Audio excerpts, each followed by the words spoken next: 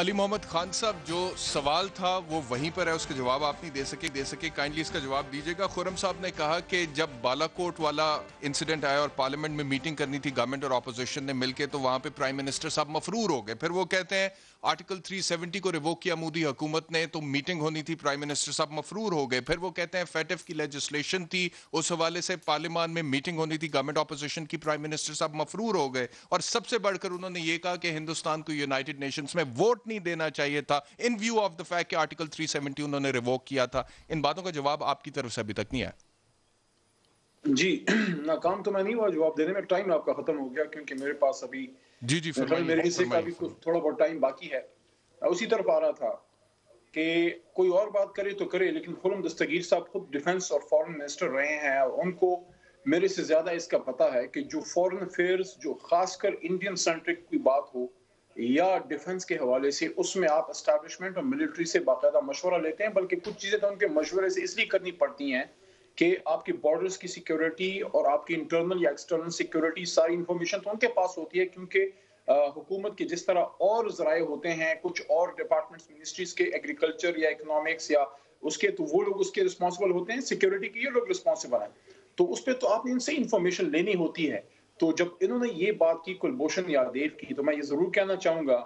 کہ جب آپ نے کلبھوشن یادیو کو ایک ایکسس دے دیا اور آپ پہ کوئی لازم نہیں تھا، لیکن جب آپ نے اپنے اوپر جورسڈکشن ایکسیپٹ کر لی انٹرنیشنل کورٹ کی، تو پھر لازم ہے کہ آپ نے اب اس کا ادھر ڈیفنس کرنا ہے، وہ ہماری مجبوری ہے اور وہ ظاہر ہے آپ نے اسٹیبلشمنٹ کے ساتھ مشورے کے بعد وہ سارا کیا، نمبر 1۔ نمبر 2، جب آپ نے یہ بات کی کہ پاکستان کا بارڈر کراس ہوا پہلی بار،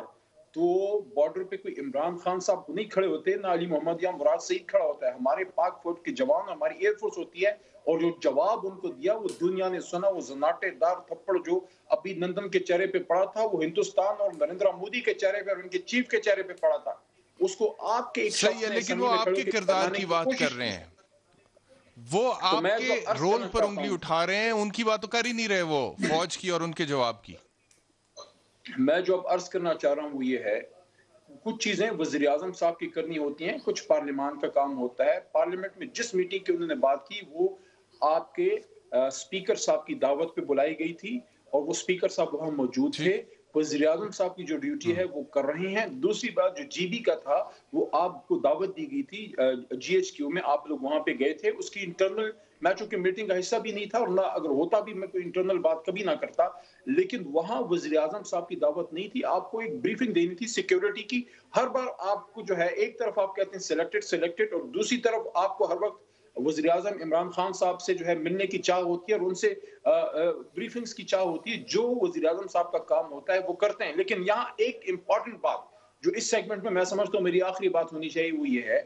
کہ ان حالات میں اپنی سیاسی مخالفت اپنی اپنی جگہ پہ، لیکن ان حالات میں جب ہندوستان آپ کو ایکسٹرنلی تھریٹ کر رہا ہے، جو انہوں نے ابھی کل آپ نے دیکھا ہوگا جو پکچرز آئے ہیں، جو آزاد کشمیر میں جس طرح اٹیک کیے گئے ہیں، وہاں جس طرح بچے جو سکولوں میں جن پہ اٹیک ہوئے ہیں، پاک فوج اس کا جواب دے رہی ہے، لیکن پیچھے سے پوری قوم نے ساتھ کھڑا ہونا ہے، قوم تو ساتھ کھڑی ہے۔ اس وقت سیاسی قیادت کو جو اینٹی اسٹیبلشمنٹ نیریٹو ہے اپنی سیاسی بقا کے لیے جو آپ کر رہے ہیں، جو اپنی لوٹڈ منی کو بچانے کے لیے، اس کو ایک طرف رکھیں۔ سو پاکستان کی بات ہے، اپنی فوج کے پیچھے پوری قوم اور سیاستدانوں کو کھڑا ہونا ہوگا، اور قوم کرتی ہے، کیونکہ سلطان صلاح الدین ایوبی صاحب کا شاید ان کا قول ہے، آخری بات، کہ اگر آپ اپنے اندر کے، اور میں کسی کو غدار نہیں کہہ رہا، صرف مقولہ بتا رہا ہوں، اپنے اندر کے غداروں کے سر نہیں کچلیں گے تو آپ کی پہلی فرنٹس پہ جیتی بھی جنگیں آپ ہار جائیں گے۔ تو ہمیں کوشش یہ کرنی چاہیے کہ جو 5th جنریشن آپ تو وار کسی ہماری کو غدار نہیں کہہ رہے، لیکن پرائم منسٹر صاحب اس اپنے 5th انٹرویو جنریشن میں وار کا جواب کہتے ہم ہیں، اتفاق و اتحاد سے دیں۔ جو نیریٹو نواز آپ شریف صاحب نے دیا ہے، پاکستان وہ تحریک انصاف کے نیریٹو، بہت سارے رہنما بھی کہتے ہیں، اور پرائم منسٹر صاحب نے حالیہ انٹرویو میں بھی غداری کا لفظ استعمال کیا، اور میاں نواز شریف کا ذکر کرتے ہوئے انہوں نے کہا کہ میرے پاس بہت ساری ایسی انفارمیشن ہے ایجنسیز کی طرف سے جو عدالتوں میں سٹینڈ نہیں کر سکتی ہے، اور وہ انفارمیشن میاں نواز شریف کی مبینہ غداری کے حوالے سے، یہ پرائم منسٹر صاحب کہہ چکے ہیں۔